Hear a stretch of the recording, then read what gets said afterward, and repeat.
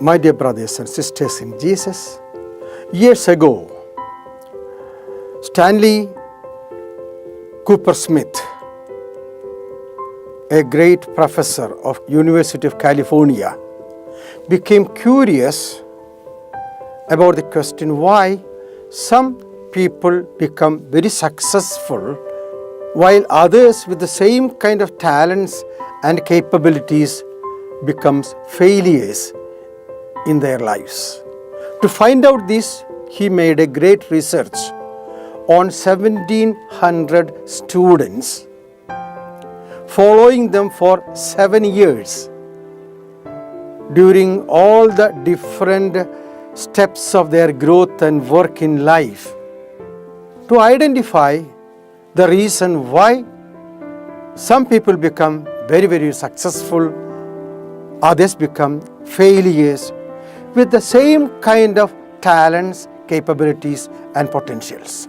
Cooper Smith's findings were very fascinating. He found out that people, those who have got a positive self-image, it is that what decides the result of their activities and life.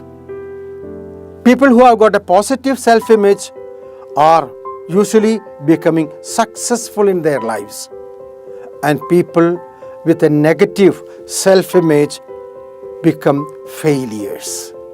It is not just the external realities and situations and pressures or promises, but this motivating image of one's own good self.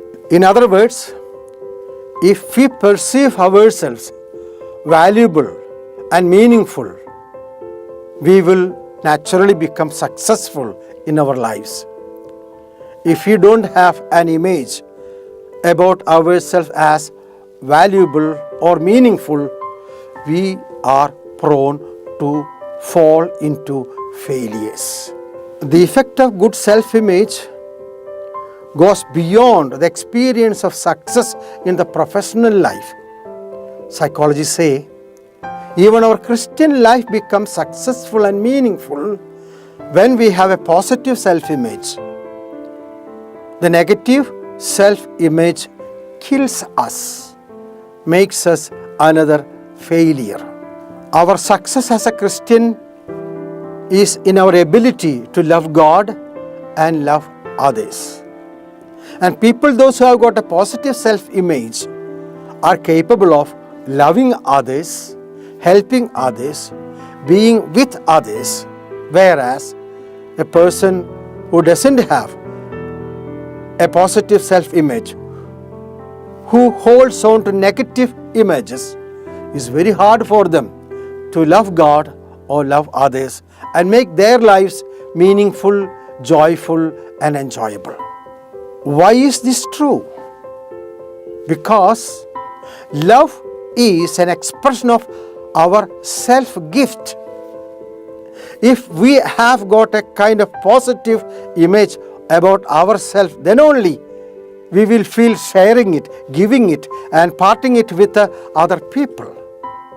If we have got a negative self-image, how will we be excited or prompted to share it with other people?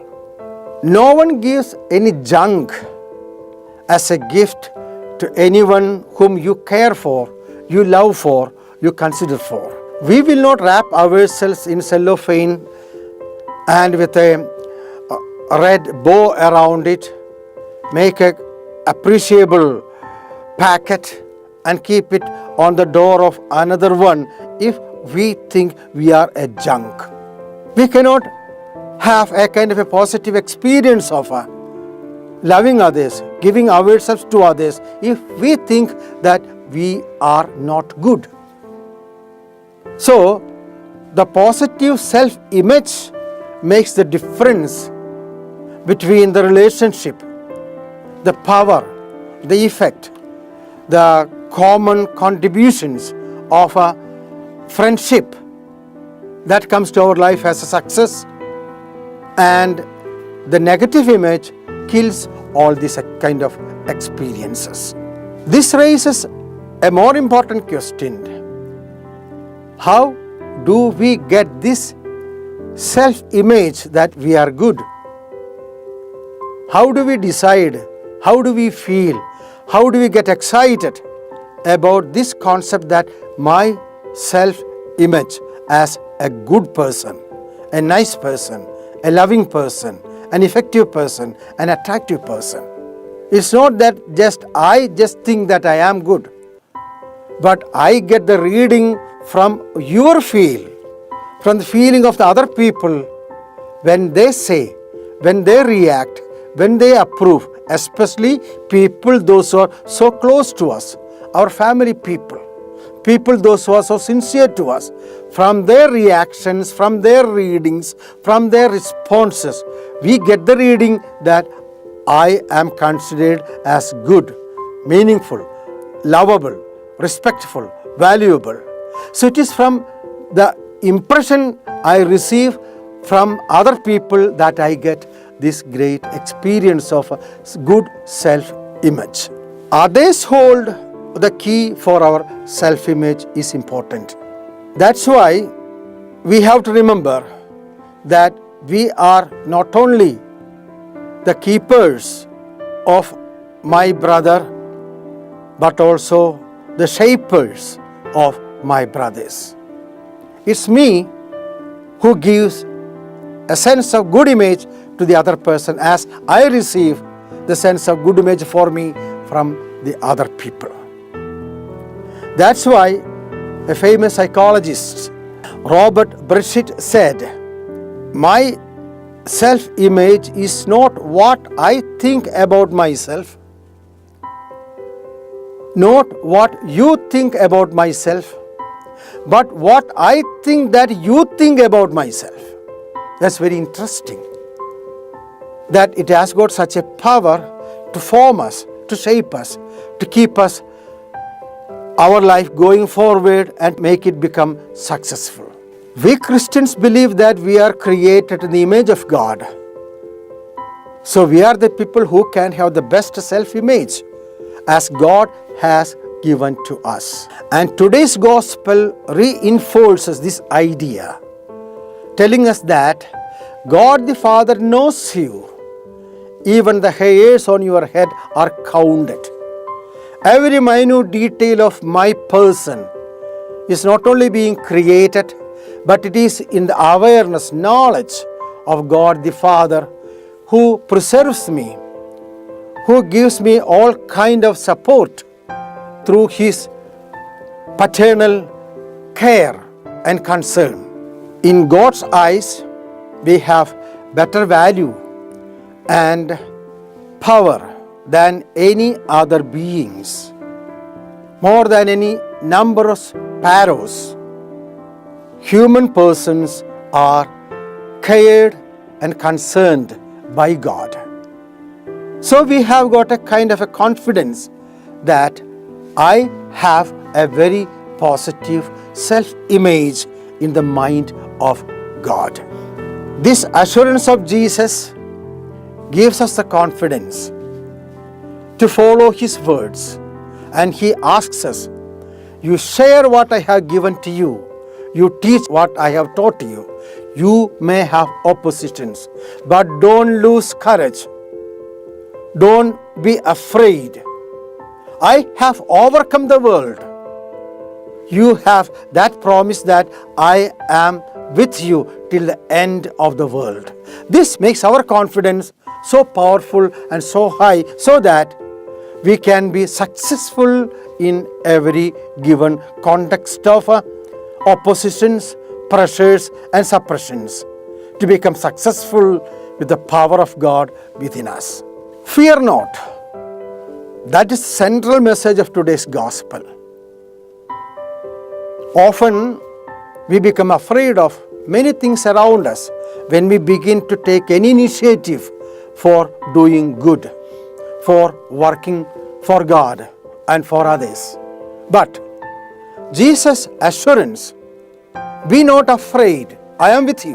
Why should we be afraid of the human persons or created realities or human calculations and beliefs and misbeliefs in the society. Our previous Indian President Abdul Kalam, when he was getting elected as the President of India, some of the ministers asked him, on what auspicious day would you like the entrance to Rashtrapati Bhavan? Abdul Kalam gave a very sane and safe answer, telling that any day when the planets are in the atmosphere around the sun, and any ordinary day is equally good for me. Often we are afraid of many realities around us. People want to make all kind of calculations, going to different peoples or scholars to speak about the constellations, positions, and its effect on us. But as long as a person is believing in God and having that confidence within him, none of these fears would affect him. Every human person is haunted with crippling fears in life.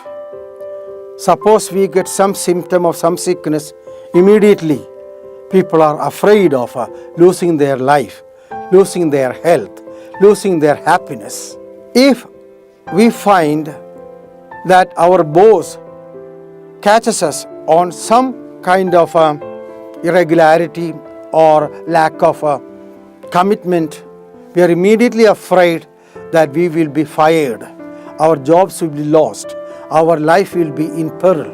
We are afraid sometimes that the unity of our family is in peril if some kind of disturbance or angry words happens to take shape in the relationships. We are all afraid seeing some symptoms here and there about the future security and safety of our lives. People are fearful of many things. Some people never wanted to start a business on Tuesdays. Some people are afraid of wearing some dress of particular colors. Some others are fearful of wearing some diamonds, because all these have got some kind of negative influence on the life. They are afraid. They don't want to see some persons when they go for an austere or auspicious travel. They don't want to see some animals on the way. They don't want to see some people on the way. All these kinds of things creates a kind of a fear in human heart. Some people want to avoid certain numbers, certain words, certain names. Unnecessarily, we become afraid of in our lives due to different social or religious or misbelief experience of the society. Wrong concepts. It is there we hear Jesus telling us, fear not. Don't be afraid. Believe in God. Believe in me. Then you ask anything to God what you want, He will give it to you. Is fear good or bad? A normal fear or caution is good. Suppose somebody is going for a walk through a forest. Being afraid of snakes, to take some precaution is good. But a psychedelic who think that always there is the snake hiding under his carpet in his room, and always coming and making all kind of searches and making sure that there is no snake there, is not good. It is wasting your time and wasting your energy, wasting your strength. Basic good fear is always productive. And it is this kind of fear that helped man to find out a lot of discoveries that would help our lives. Fear of rain helped us to find out umbrella. Fear of fall helped us to walk cautiously on the roads. Fear of accidents makes people drive very cautiously. So this basic fear is good, but an over fear, losing our confidence and making ourselves timid makes us fail in our efforts. And Jesus gives us an added strength to have confidence. That is the belief or faith in God. God provides and protects us. He says He has counted even the hairs of our head. Every details of our life is in the hands of God. You believe in Him. Put confidence in Him. Your confidence becomes abounding. Your strength becomes multiplied. Your effort becomes effective. Your work becomes successful. To make our life more and more strong, powerful, successful, and result gaining, the basic thing is that you confide in God and create the confidence within us. That confidence makes to create a good self-image, positive self-image in us, and that helps us to be successful in our lives. Let us try to practice it based on the words of Jesus, fear not. In the name of the Father, and of the Son, and of the Holy Spirit. Amen.